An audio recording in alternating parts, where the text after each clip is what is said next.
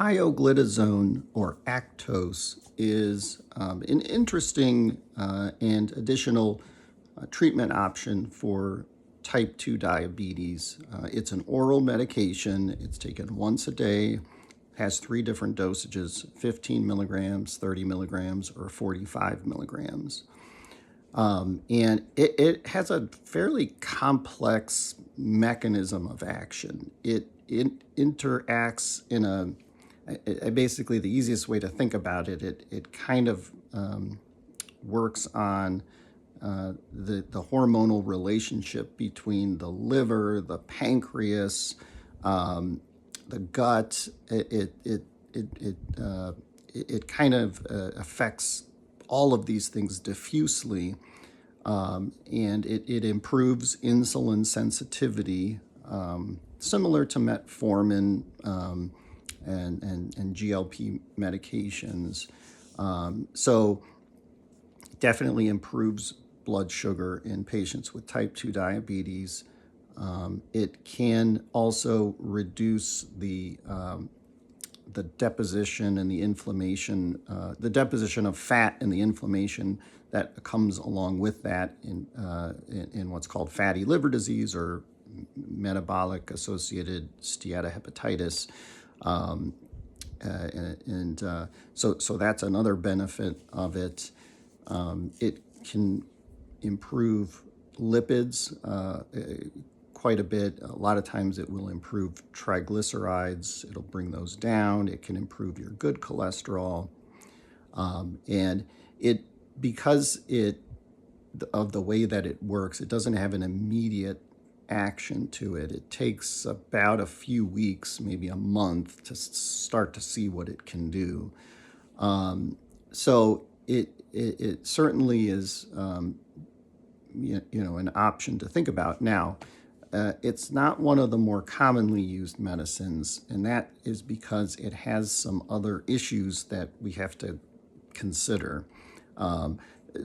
Another good thing is that it's a generic medicine, so there's really little to no cost with it, and it's an oral medicine as opposed to an injection. So for those that are in particularly want to avoid the injections, it doesn't usually have immediate side effects. One of the concerns, especially at the higher dose or even sometimes the middle dose, 30 or 45 milligrams, is it can lead to fluid retention.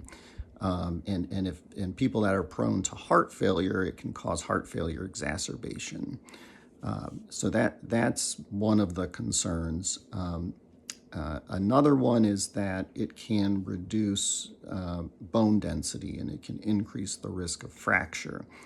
So postmenopausal women that are at higher risk, that's a consideration that you'd want to keep in mind. And probably the most bothersome thing is that there have been some reports, not consistent, but there have been some reports that it will increase the risk of bladder cancer.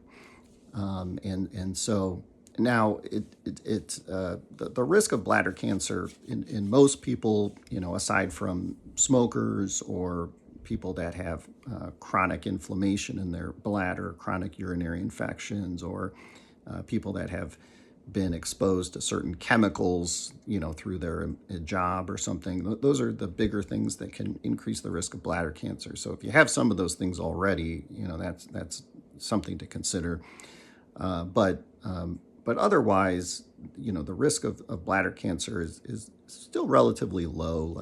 And so if there is an increased risk, I guess it's not a guarantee that that's going to happen, but it's not a pleasant thought, and it's again, it's when you weigh these things against each other, is this a good idea? Is this not a good idea? You have to think about that.